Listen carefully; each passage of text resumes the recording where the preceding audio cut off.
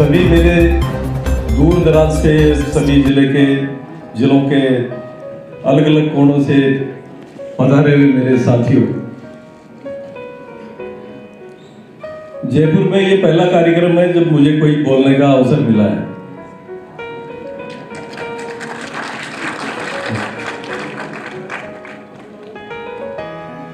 मुझे ये भी पता नहीं कि मुझे कैसे बोलना चाहिए, क्योंकि बोलने की आदत भी इतनी ज्यादा मेरी नहीं है।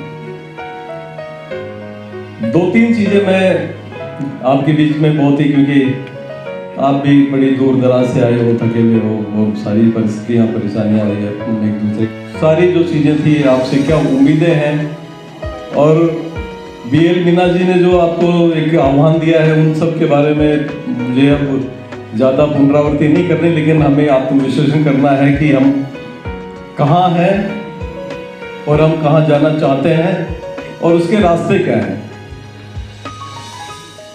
बाबा साहब एक बहुत बड़े डॉक्टर थे और उन्होंने पूरे समाज के डायग्नोसिस करने के बाद में उन्होंने जो संविधान से और उनके विभिन्न आख्यानों व्याख्यानों पुस्तकों से उन्होंने अपने लिटरेचर से वो सारे रास्ते हमें बताए हैं।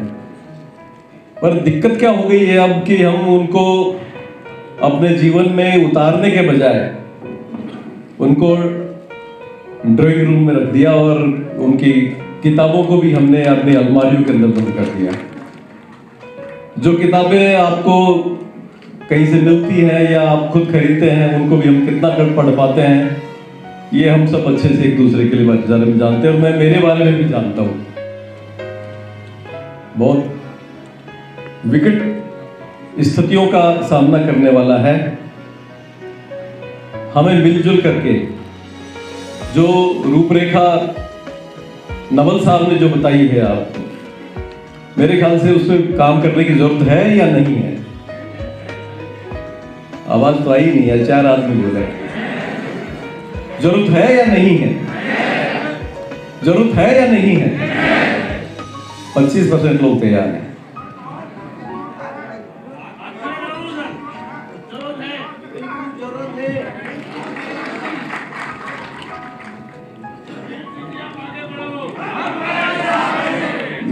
देखो ये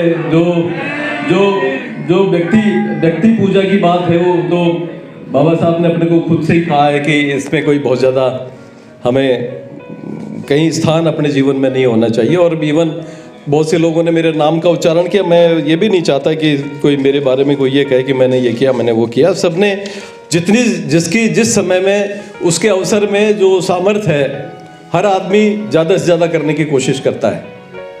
वास्तव में आप ये चाहते हो कि SC ST minority like minded OBC का एक सोशल फोरम बनना चाहिए। विचार करिएगा, क्योंकि काम करने वाली फोर्स भी यही है। आप ये देखिएगा, फिर ये हो कि साहब वो नहीं आता है, वो नहीं मानता है, वो नहीं करता है, वो कमज़ोर पड़ रहा है, ये चीज़ें सुनने की होती नहीं है। फिर हालात जो आपके सामने है वो देखने को है। और सभी वक्ताओं ने ये स्पष्ट रूप से इंगित किया कि जब तक शासन में आपकी भागीदारी नहीं होगी, आपका शासन नहीं होगा, तब तक आप कुछ भी नहीं कर सकते।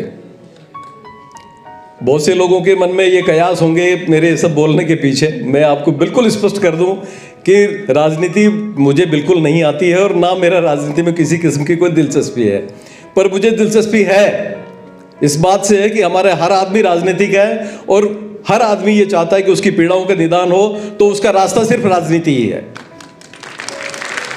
तो हमारे जितने भी और जो समाज में काम करने वाले लोग हैं, अपने समाज में काम करने वाले लोग हैं, हमारे इतर समाजों में जनजाति में जो लोग काम करने वाले हैं और माइनॉरिटी में जो काम करने वाले हैं, जो OBC जो लाइक माइंडेड है हमारी, उनमें जो काम करने वाले लोगों से उनसे संवाद स्थापित करिए और फिर उसके बारे में राय करिए। और जब आप ये महसूस करेंगे तो आप अपने आह्वान कीजिएगा, उसके बाद एक सम्मेलन यहाँ बुलाया जाए और फिर उस बात का ऐलान किया जाए। ये आधी अधूरी चीज़ें हैं जो आज तो हम बड़े जोश में आकर कई बार किसी चीज़ की हाँ करके चले जाते हैं और बाद में जाने के बाद फिर जो हालात होते हैं उनमें मुझे थोड़ी सी संशय की स्थिति है कि उस संशय को आप दूर करें तो फिर अपन ये काम कर सकते हैं। अन्यथा आपकी ज़मीनों पे भी कब्जे होंगे, आपकी बहन बेटियों की भी इज्जत जैसी है वैसी ही रहेगी आपकी नौकरियों में जो लगने में बिल्कुल सीधा सा शब्द है, सबके बराबर समान व्यवहार होना चाहिए, लेकिन प्रैक्टिकल में ऐसा होता नहीं है। वो क्यों नहीं होता? क्योंकि इक्वलिटी अमॉन्ग इक्वल्स है ही नहीं। आप इक्वल हो ही नहीं। आप हम तुलना करते हैं कि साहब देखो साहब, जाटों के साथ अत्याचार नहीं होता, राजपूतों के साथ अत्याचार नहीं होता, एक्स के साथ नहीं होता। उनके साथ क्यों नहीं होता? वो यूनाइटेड है, एक बात के लेके इकट्ठे हैं, उनमें मरने मारने का जज्बा है। वो ये नहीं देखते कि मेरे आदमी ने गलत किया या सही किया, उस गलत और सही का बिलन निर्णय किया, उसके साथ देने की क्षमता है हम में है। फिर इक्वलिटी अमॉन्ग इक्वल्स कौन सी बात है? आप पहले इक्वल तो बनिए उनके। जब अगर आप उनके इक्वल नहीं हैं तो इक्वलिटी अमॉन्ग इक्वल्स भाई साहब बिल्कुल नहीं आ सकती। ये सारी चीजें जो मैं बोल रहा हूं ये सब आप जानते हो, लेकिन मैं आपको याद दिला रहा हूं कि हम पाना तो बहुत कुछ चाहते हैं, लेकिन हम उनके जैसे करना नहीं चाहते। शहद तो चाहिए, लेकिन मधुमक्खी जैसी एकता नहीं चाहिए, क्योंकि मधुमक्खी की तरह से एक एक बारीक बारीक कण आपको इकट्ठा करके शहद का छत्ता भरना है। अगर आपका शहद का छत्ता भरने की आप में ताकत आ गई तो आपको शहद जैसा परिणाम भी मिलेगा, लेकिन अगर शहद जैसा परिणाम आपको चाहिए तो आपको एक होना पड़ेगा। अगर आप नहीं हैं तो इक्वलिटी अमॉन्ग इक्वल्स का ये रोना जो है ना, वो जो मेरे पहले के वक्ताओं ने भी कहा था, मेहरबानी करके बंद करना पड़ेगा और हमें अपने अपने बेडरूम्स के अंदर सुरक्षित रूप से आराम से रहना पड़ेगा। इसके अलावा और कोई फायदा नहीं है। फिर आप जो आ गए हैं वो बाबा साहब की कृपा से, जिन लोगों ने अपने अच्छे से घर बना लिए हैं, एक आध गाड़ी ले ली है, बच्चे की ठीक चीज स्कूल में पढ़ गए, इससे ज़्यादा किसी की औकात है क्या? हमें बताएं तो सही। एक आध आदमी कोई गोल्डमैन आ गया, कोई ऐसे 10-20 पूरे स्टेट में होंगे जो कोई 100-200 करोड़ की प्रॉपर्टी रखने वाले लोग होंगे, जिनको उनके जो बाकी चीज़ें हासिल करने के रास्ते उनके पूरे हो गए होंगे या उनमें और आगे बढ़ने की स्थिति होगी। बाकी ले दे के आप एक खानाबदोश मजदूर की तरह से काम करके आपने ले दे करके आपने एक घर बना लिया, आपने ले दे के एक छोटी सी गाड़ी खरीद ली, आपके बच्चे ठीक सी जगह आप पढ़ लिख गए, आप कहीं चाहो तो कहीं आप आराम से भ्रमण कर सकते हो, आप अब चाहो जिस तरह से आप कहीं रेस्टोरेंट में जाके खाना खा सकते हो। इससे ज़्यादा ही आपकी स्थिति नहीं बनी है। कितने लोग ऐसे हैं जो हमें रोजगार देने की ताकत में आए? कितने लोग हैं जो आपके शासन में आपकी बात को सुना जाता है? तो सुनने के लिए मेहरबानी करके, हम दो तरह के वर्गों के अंदर बीच में घूम रहे हैं। हमने जो बाबा साहब के इस प्रताप से, उसकी कलम की ताकत से जो नौकरियां हासिल कर ली और करके वो आराम से बैठे कि मैं तो मेरी मेहनत से बना हूं, तो मेहनत से बने तो मेरे भाई साहब आप सर्टिफिकेट बटा के मेहनत से बन जाओ, कौन रोकता है आपको? लेकिन आप सर्टिफिकेट से बने हो तो फिर आप किसी रिजर्वेशन की थ्योरी से नहीं आए हो, आप समाज के प्रतिनिधि हो। आप प्रतिनिधित्व के सिद्धांत पे आए हो कि मेरे वो साथी जो इन आरक्षण के इस प्रतिनिधित्व के सिद्धांत से जो सेवा में आ जाएंगे, वो मेरे पीछे छूटे हुए साथियों को लेकर के अपने बराबर लाके खड़ा करेंगे। कल्पना ये की गई थी, 70 साल बाद हम जहाँ खड़े हैं, विचार करिएगा। आप सभी जागरूक लोग हो, आपको कहने की मुझे आवश्यकता नहीं, लेकिन मैं ये कह रहा हूँ कि आप जिन परिवेश, जिन परिस्थितियों में, जिन लोकेलिटीज़ में आप लोग जो रहते हैं, उन लोगों को जगाने की आवश्यकता है और अपने साथ मिला के एक मिशन की एक कारवां बना करके आगे चलने की आवश्यकता है। आज से 5 साल पहले ये भी नहीं सोचा गया था कि ऑडिटोरियम में इतने लोग इकट्ठे होंगे। आप एक कदम तो बढ़ाइए। हर बड़ा काम करने के लिए आपको कोई ना कोई एक स्टेप तो आपको आगे लेना पड़ता है, तभी तो आप दौड़ पाते हैं। आपको अगर 100 किलोमीटर की दौड़ दौड़नी है या दूरी पार करनी है तो आपको एक कदम तो उठाना पड़ेगा, और कदम से कदम चल के एक समय ऐसा आएगा कि वो चीज़ आप पा लेंगे। ये स्टेडियम आप जो देख रहे हो, एक दिन ऐसी स्थिति थी कि इसकी ईंटें अलग पड़ी थी, इसकी बजरी अलग थी, इसकी रोड़ी अलग थी, इसके पत्थर अलग थे, इसका सरिया अलग था, इसका कंक्रीट सीमेंट का जितने सारी चीज़ें अलग अलग थी, जो फर्निशिंग के मटेरियल अलग थे। लेकिन एक एक चीज़ जुड़ी और एक इमारत का निर्माण हुआ।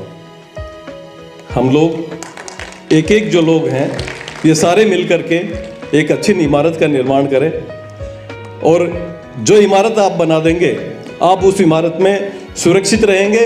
इकट्ठे रहेंगे तो सुरक्षित रहेंगे, और अगर बिखर के रहेंगे तो आज जो हो रहा है वही होता रहेगा। मैं तो मोटी बात ये बच्चों से सीखने वाला जो उटुम्बू वाले खेल की बात मैं कई बार कहता हूं सब जगह, उससे सीखने की बात है कि बच्चों से कहा गया कि एक वटवृक्ष जो सामने है उसमें 20 बच्चे खड़े हुए थे, उनको ये कहा कि आप इसको छू के आ जाइए, जो पहले आएगा उसको ये पूरी टॉफी का बॉक्स मिलेगा। बच्चे समझदार थे, एक दूसरे का हाथ पकड़ा और कतारबद्ध होकर बिल्कुल व्यवस्थित रूप से उस वटवृक्ष से चक्कर लगाया और बिल्कुल एक साथ आकर के खड़े हुए और उन्होंने जो प्रतियोगिता करने वाले आदमी ने उनको सबको वो टॉफी का बॉक्स दिया। तो आवश्यकता इस बात की है कि हम सब मिलकर के इस टॉफी के बॉक्स को एंजॉय करें, ना कि एक ऐसी प्रतियोगिता हो जिसमें सबको गुब्बारे दे दिए जाएं। कहा जाए कि जिसके गुब्बारे बचे हुए होंगे उसके इनाम दिया जाएगा, और हम ये कोशिश करने लगे कि सब एक दूसरे का गुब्बारा फोड़ करके और बराबर की स्थिति करके सारे देखते रहे कि भाई तुम ऐसे खाली हाथ कैसे आ गए।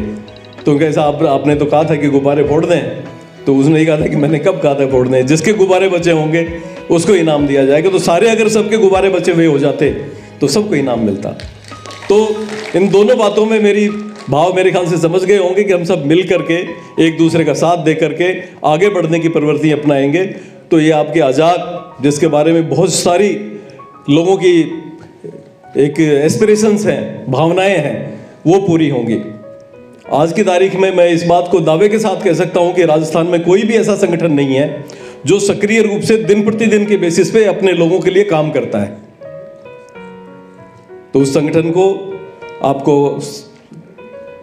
इस मुकाम तक लाने के लिए आप लोगों का योगदान है, किसी व्यक्ति विशेष का नहीं है। कभी भी किसी व्यक्ति विशेष की पूजा भी नहीं होनी चाहिए, किसी व्यक्ति विशेष का नाम ये भी नहीं होना चाहिए कि इसी की वजह से कोई सिस्टम काम करता है। हम सब मिलके काम करते हैं तो काम होता है। तो मैं आपसे यही गुजारिश करूंगा कि आपके जो साथ आए हैं और जो साथ नहीं आए हैं, अच्छे लोगों का चिन्हीकरण करके हर आदमी को कम से कम 10-10 आदमी जोड़ने की जिम्मेदारी देके अगले 1 महीने में हम इस स्टेज पे आ जाएं कि इस अजाक की 10,000 से ज़्यादा नए सदस्य अगर आप बना पाएंगे तो मेरे ख्याल से हम जो दूसरी बात जो कल्पना कर रहे हैं वो सफल होगी। अन्यथा चीज़ें जिस तरह से चल रही हैं उनको चलने के देने में, उसको ढक के चलने के में मेरे ख्याल से फ़ायदा नज़र आएगा। आप लोगों ने निश्चित रूप से बहुत मेहनत की इतने लंबे समय से। मैं आपके बीच में हमेशा रहा हूँ, कोई ऐसा जिला ऐसा पदाधिकारी नहीं है जिससे मेरी कंटिन्यू इंटरेक्शन ना होती हो सकता है कि मेरे ज़्यादा इंटरेक्शन से आप लोगों में कोई दूसरा भाव भी पैदा हो, तो लेकिन मैं आपसे निवेदन ये करूँगा कि मेरा कोई व्यक्तिगत लाभ मैं किसी चीज़ से नहीं देखता हूँ। आपकी कार्यकारिणी के लोग कोई भी व्यक्तिगत लाभ की तरफ हम कभी अग्रसर नहीं होंगे। आपके विश्वास पे खरे उतरेंगे। कोशिश इस बात की है कि ये संगठन मजबूत हो। ये संगठन मजबूत होगा तो आपको परिणाम अच्छे मिलेंगे, हमारा समाज सुरक्षित होगा, हम सुरक्षित रहेंगे, आपके लिए एक अलग रास्ते खुलेंगे, सरकार आपकी हो। एक स्टेज तक जाने के लिए हमें प्रयास करने चाहिए।